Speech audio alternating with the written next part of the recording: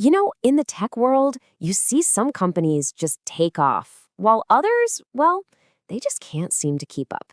So what's the secret sauce?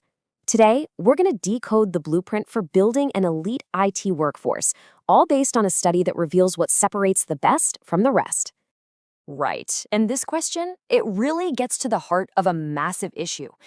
Finding and keeping the best people, it's not just some HR headache anymore. In a world that's all about constant innovation, it's literally about survival. Okay, so here's our plan. We're going to touch on the talent crisis, figure out what innovation actually means, look at what successful companies are doing, talk about the specific challenges in Latin America, and then we'll wrap up by sketching out what the innovator of the future looks like. All right, first things first, let's really frame the problem here.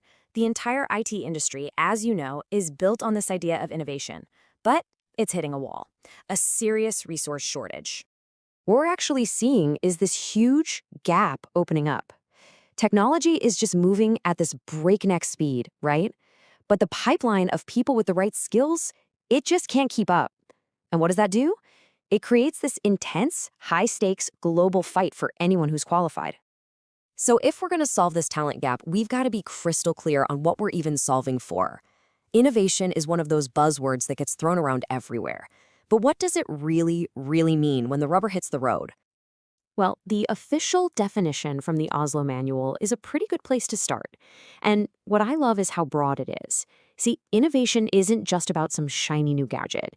It could be a smarter way to run your team, a more efficient way to handle logistics, or even just a new feature for a service you already offer.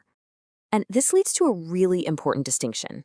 You've got disruptive innovation on one hand, the huge game-changing stuff like AI that literally creates new markets out of thin air. But then, and this is just as important, you've got process innovation. That's all about making what you already do better, faster, smarter. You absolutely need both. Which brings us to this really powerful concept, the socioformative approach. And honestly, it's a total game changer in how you think about this. It's about stopping seeing professionals as just cogs in a machine. Instead, it reframes them as actual agents of change, people who can solve real problems and generate value not just for the company, but for the community around them. Okay, so that sounds great in theory, right? But how does it actually translate into a blueprint for success? If you look at the top IT companies, the ones that are really innovating, what are the common threads? What do they all do? Well, it turns out success is anything but random. It's built on a very deliberate strategy. These top firms, they pour resources into training their talent. They build these really strong connections with universities to stay on the cutting edge. And they're serious about global standards to guarantee quality. It's a formula, and it flat out works. And this is a perfect illustration of how innovation isn't some one-size-fits-all thing. Just look at these examples. Softech, their innovation is their nearshore business model. Cineo, they're all about super specialized services. Qualtop's edge is their obsession with quality models like CMMI. And then you have Cockone, which is pure, unadulterated creativity.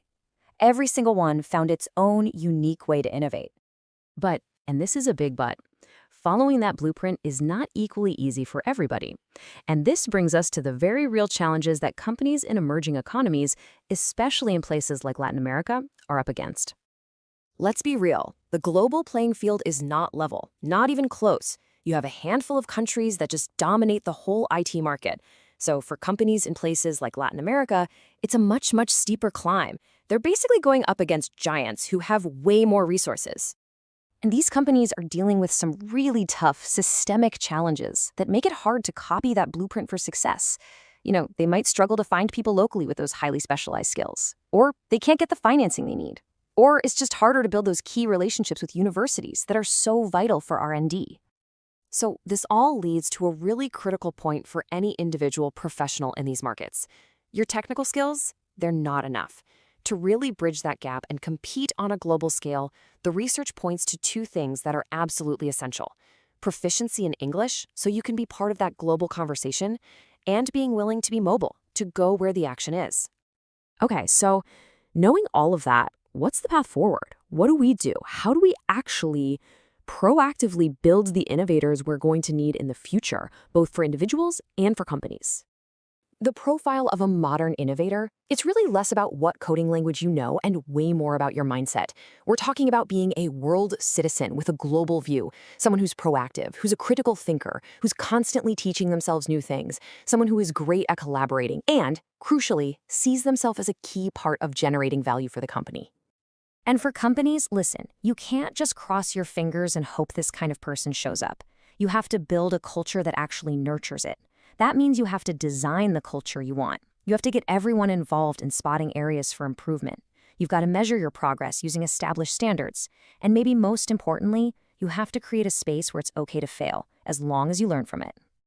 When you boil it all down, it comes back to this one powerful idea. In a world that's changing faster than ever, the ability to innovate isn't just some nice-to-have bonus.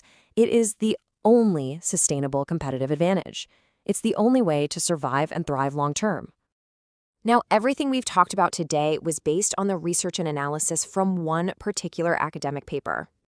We really encourage you to go check out the full study for a much, much deeper dive into this whole topic. It's truly fascinating. Thanks so much for tuning in.